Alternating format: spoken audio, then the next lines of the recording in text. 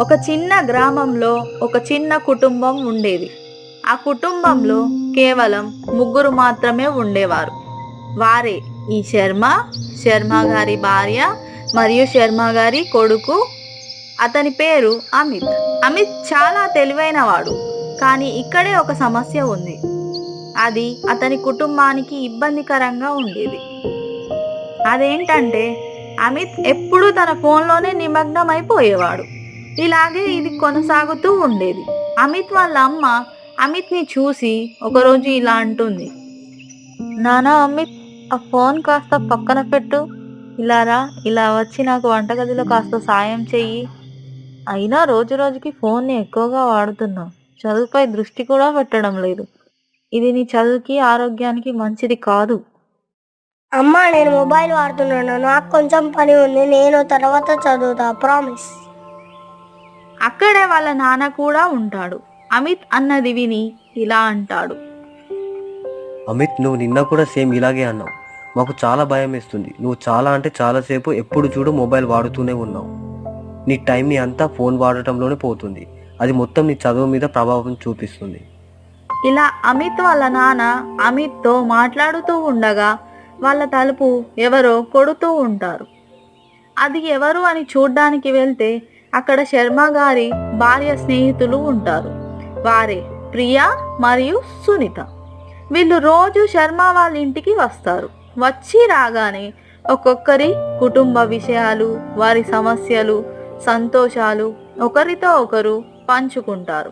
ఇలా అనుకొని అందరూ అమిత్ దగ్గరికి వెళ్తారు. ముందుగా ప్రియా ఆంటీ ఇలా అంటుంది, హలో అందరికీ, అందరూ ఎలా ఉన్నారు?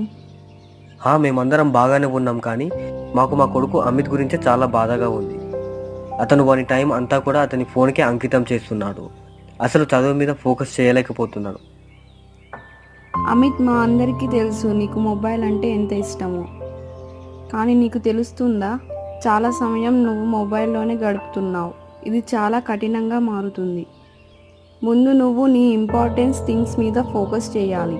ఎగ్జాంపుల్, నీ చదువు, నీ కెరియర్ మీద. అది మొత్తం నేను హ్యాండిల్ చేయగలుగుతా ప్రియా ఆంటీ. నేను అది కూడా బ్యాడ్ పనులు చేస్తలేను. నేను జస్ట్ మా ఫ్రెండ్స్తో చాటింగ్, అలాగే మూవీస్ ఇంకా గేమ్స్ ఆడుతున్నాను. జస్ట్ ఫన్ కోసం, అంతే.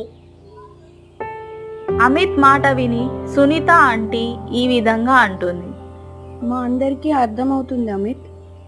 ఫ్రెండ్స్తో చాటింగ్ తప్పని కాదు, కానీ నువ్వు ఫ్యూచర్లో గ్రో కావాలంటే స్టడీ కూడా ఇంపార్టెంటే కదా. ఎప్పుడు చదువుకుంటావు, నీ డ్రీమ్స్ని మిస్ అవుతావు. నీ చదువు నీ ఫ్యూచర్లో చాలా యూజ్ అవుతుంది, ఇది గుర్తుపెట్టుకో. ఇలా అమిత్కి సునీత ఆంటీ చెప్పింది. తర్వాత అమిత్ వాళ్ళ నాన్న బాధపడుతూ ఈ విధంగా అంటారు, అమిత్, మాకు నువ్వు సంతోషంగా అలాగే ఒక సక్సెస్ఫుల్గా ఉండాలనే ఉంటుంది. కానీ నువ్వు ఇలా కేవలం ఫోన్ వాడుకుంటూ ఉంటున్నావు.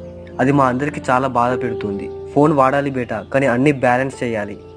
అమిత్ చిన్నప్పుడు చాలా చురుగ్గా, సంతోషంగా చెప్పింది వింటూ ఉండేవాడు. కొత్త విషయాలపై ఆసక్తి చూపించడం, ఆటల్లో చురుగ్గా పాల్గొనడం, మాతో సరదాగా సమయాన్ని గడిపేవాడు.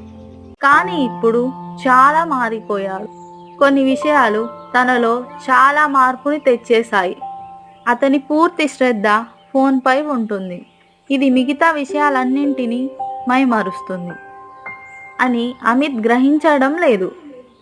ప్రస్తుతం తన గదిలో ఒంటరిగా కూర్చొని తను ఆలోచించడం మొదలు పెడతాడు.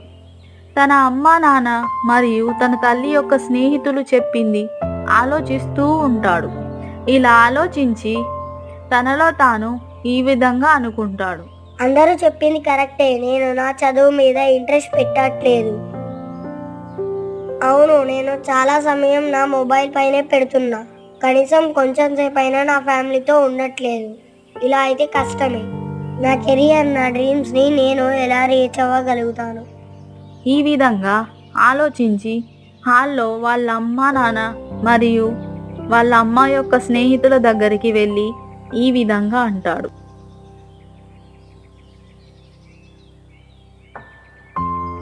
అమ్మ, నాన్న, ప్రియా ఆంటీ, అలాగే సునీత ఆంటీ, నేను చాలా ఆలోచించాను. మీరందరూ కరెక్టే చెప్పారు. నేను మరీ టూ మచ్గా మొబైల్ యూజ్ చేస్తున్నాను. అసలు చదవడం కూడా లేదు. మీతో కూడా టైం కేటాయించలేకపోతున్నాను. I'm sorry. కొన్ని రోజుల తరువాత అమిత్ తన ఫోన్పై దృష్టి మళ్లించి తన చదువుపై మిగతా మంచి విషయాలపై దృష్టి సాధిస్తాడు. ఇదంతా గమనించిన తన అమ్మా నాన్న ఇంకా అమ్మ యొక్క స్నేహితులు చాలా సంతోషిస్తారు. అమిత్ వాళ్ళ అమ్మా నాన్న సంతోషానికి వాళ్ళ ఆనందానికి అవధులు లేవు. అలాగే అమిత్ తనకు తాను మరియు తన కుటుంబానికి ఈ విధంగా ప్రమాణం చేస్తాడు.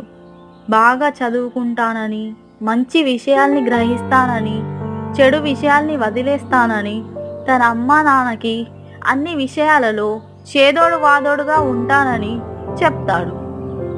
ఇలాగే కొన్ని రోజులు గడుస్తాయి.